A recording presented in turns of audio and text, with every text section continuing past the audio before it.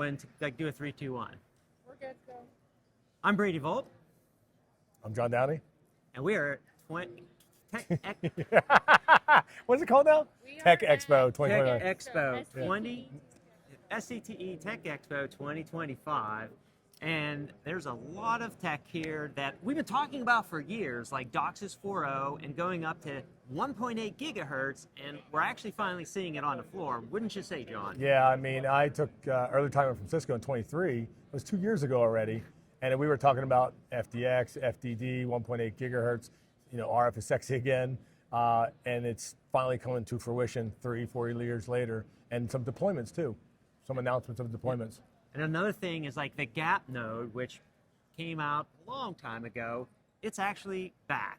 Gap nodes around the floor with DOCSIS 4.0 Which stands in for them. what? I don't remember. It's been so long.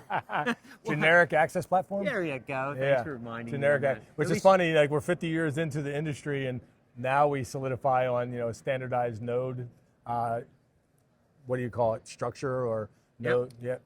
So standardized Enclosure. on that.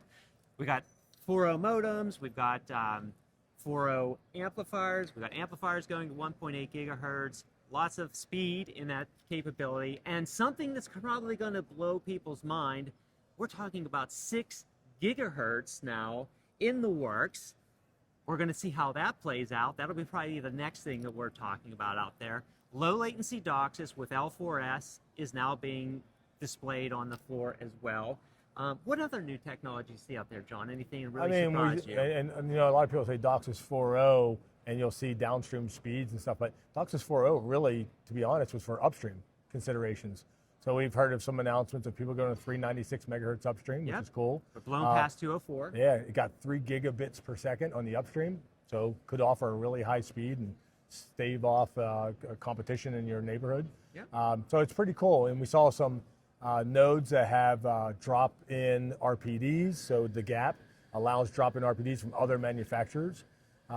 We saw the one node that had for MDUs, and it had a pickoff for, say, GPON. So you could go to an MDU, and it was cool, I think, because it was an RPD that would go, say, out in the pole, out in the pedestal, in the field, and then that could feed another smaller type of node in the MDU itself. Yes. So it's almost like, I'd like to say daisy chaining, but it's kind of like, if it's it's more cost effective when you have smaller MDUs, not a big apartment building, but maybe, you only have like 10 houses in this MDU. So I think the thing about this show compared to last year we were talking about maybe some stagnation in the industry and things like that.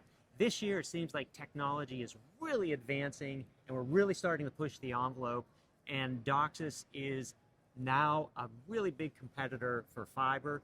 And it gives cable operators 2 options. They can push fiber if they want, or they can continue with DOCSIS. And DOCSIS can give you symmetrical gigabit, 2 gigabit speeds for subscribers if they want it. So very exciting. Yeah, amplifiers, many of the manufacturers, AOI, ATX, Vecima.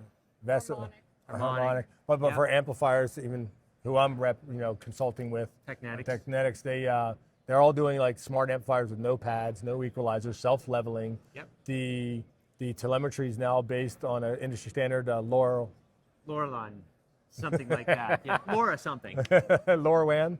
But they're all standardized on the telemetry, so it drives, I think, the cost down, and it's standard, right? So it's something we always wanted was telemetry so we could get information from the amplifiers. You being in PNM, PMA stuff, that information goes a long way to have visibility. Becomes so much more important for everyone. So all in all, a great show. If you're able to make the show. What about AI? Oh, yeah, there's a big AI presence here. Almost every single vendor is doing something with AI, artificial intelligence, large language models, because there's so much telemetry out there. You need AI to either help the end user use it, or it's just in there to help operationalize the equipment. Right. So we've seen AI at Open Vault, at Harmonic. Yeah. We can't talk about a lot of the AI we've seen. Yeah, some of the vendors that have AI are just, they're not allowing us to even talk about what they're doing because it is cutting edge technology. Yeah, the AI, we say it's some cool AI, but my tongue in cheek is, it's not cool AID, Kool-Aid. Don't drink the Kool-Aid. But AI, used to be someone's simple Excel spreadsheet. That's not what AI is, right? Far beyond AI, that. yeah. I mean, it grabs so much information and can make logical decisions based on that information. I made the joke to one of the vendors that it's like Ron in a box. Yes. You know, Ron Hranick in a box. He has so much information, so much experience that he can look at different information and tell you something. Well, this is grabbing information from all of us. You know, it's like And putting it together yeah. and making those decisions. So So I'm going to throw out one question to each of you. What was the coolest thing that you think you've seen at the show this week?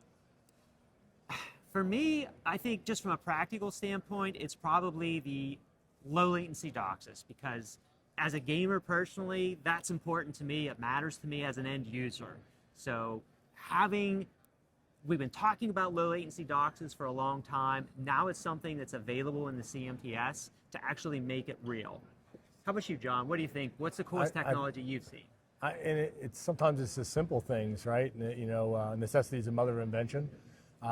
How do you find fiber faults down to the foot without just digging haphazardly? And I thought what we looked at with NPI? MPI, they had the OTTR show a fault, but that's never like right on the money.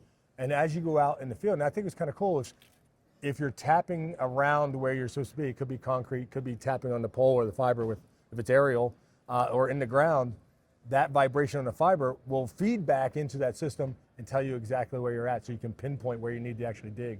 I thought that was pretty cool. It's kind of like, why didn't we think of this before? They even showed us how they did it in the ocean. Using the ship's engine, the ship's which created vibration. Would show you where the fault is in underground fiber. Yeah. Very cool technology that was. Underwater. Yes. Ideally. Yeah, the ship doesn't work that well on ground. It could be under the ground and under the ocean, right? It could be buried under the ocean. Yeah, like the Titanic. Yeah. But yeah, I thought, that's something that was probably needed a long time ago. Yeah. Before it was like they would track it down within a few feet, look at the system map, say, oh, I think it's around here somewhere, start looking for physical wear signs or squirrel chews or whatever. But this actually allows us to find it without doing an OTDR between 2 points in the field. Right. Because the OTDR is in the head end, always sitting there, monitoring like your network. So if you have a problem, it can pinpoint you and send you where you need to go. So, All right, so do you guys have any shout out you want to do for anyone? Technetics, what did they have that was cool, John? I mean, Technetics is still pushing the 3 hertz DC non-switching power supply. I still think it's a good idea. It's just a matter of who's going to trial it out first, because it's just more efficient. A lot of times we have quasi-square wave AC we've had since 1948, and it's really not that efficient when you're trying to convert everything to DC. All the amplifiers, all the electronics that we use DC power, right? So there's inefficiencies. So by going to a mainline power supply that's almost DC, it's more efficient. So I think that's still a cool push. They still have the smart amplifiers. They have Neuron X, which is the telemetry. It was going to be proprietary PLC, right? Yeah. Power line communication. And then the industry said, no, we want to go to the lower WAN. So they're doing that. I believe the telemetry is only like 1.6 kilohertz wide. On the upstream, 10.58 megahertz. On the downstream, I think it's 253 megahertz. That's what they're going to use for telemetry. So I think it's still pushing ahead with trying to get smart amps out in the field. And I've said this before, we want one more upgrade and be done with it. Now this idea of going to 6 gigahertz for DOCSIS 5.0 or whatever it's going to be, that'll be interesting. But I think that'll be down the road. But it just shows we still have legs, right? Yeah. DOCSIS still has legs for quite a while. For a long time. Yeah. I've got 2 shout-outs. First, one to Open Vault, who is supporting me, supporting you, Mia, and providing PNM and PMA solutions, who are, I think, going to become even more and more important as we deploy more OFDM and OFDMA channels in DOCSIS 4.0 to keep those channels running smoothly and ensure DOCSIS 3.1 modems and DOCSIS 4.0 modems are locked to those channels.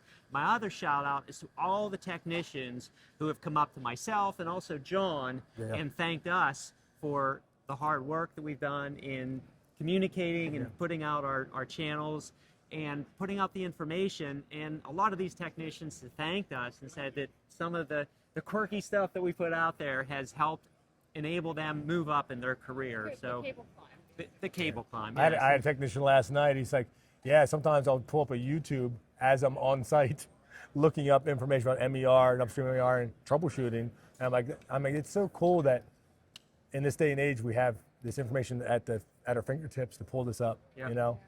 So we thank you, the technicians who watch what we do. We appreciate you and everything that you do every single day. So thank you so much. And one last thing, they should check out our PNM live video. Yeah, Yeah. PNM Live.